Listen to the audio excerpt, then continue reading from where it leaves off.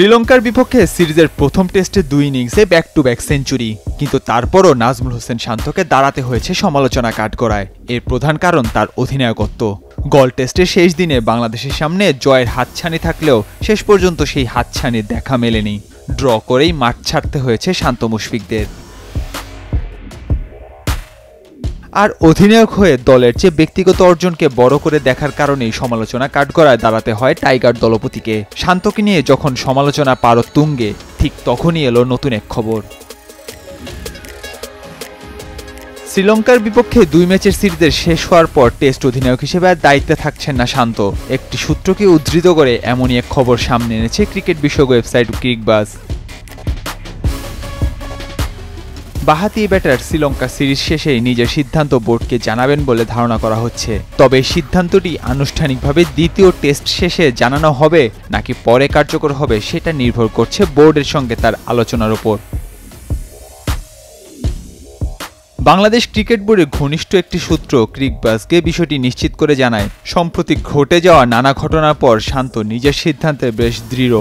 সূত্রের ভাষ্য, আমার মনে হয় না শ্রীলঙ্কার বিপক্ষে টেস্ট সিরিজের পর শান্ত অধিনায়কত্ব চালিয়ে যাবেন।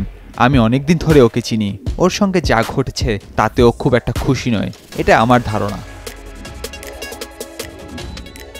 জানা গেছে 1 বছরের জন্য শান্তকে টেস্ট দলের দায়িত্ব দেওয়ার পর তিনি তার ঘনিষ্ঠজনদের সঙ্গে দীর্ঘ আলোচনার পর অধিনায়কত্ব ছাড়ার সিদ্ধান্তটি নিয়েছেন। সম্প্রতি ওয়ানডে ফরম্যাটের অধিনায়ক হিসেবে নাজমুল হোসেন শান্তকে সরিয়ে দিয়েছে বিসিবি।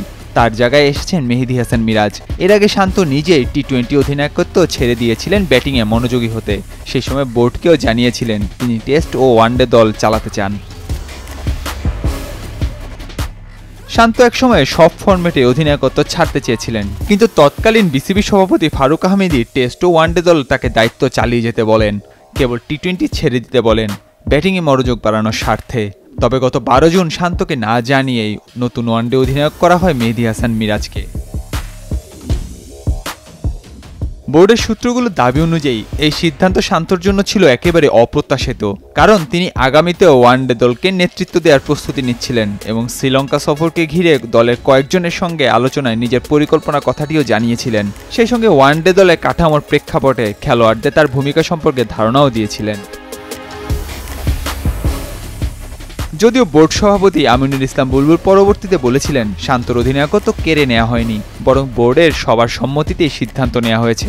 এমনকি শান্ত খেলোয়াড় সুলভ মানসিকতায় সেই সিদ্ধান্ত মেনে নিয়েছেন বলে উল্লেখ করেছিলেন বোর্ড সভাপতি। নাহিয়ান আরিফিন, নয়া দিগন্ত।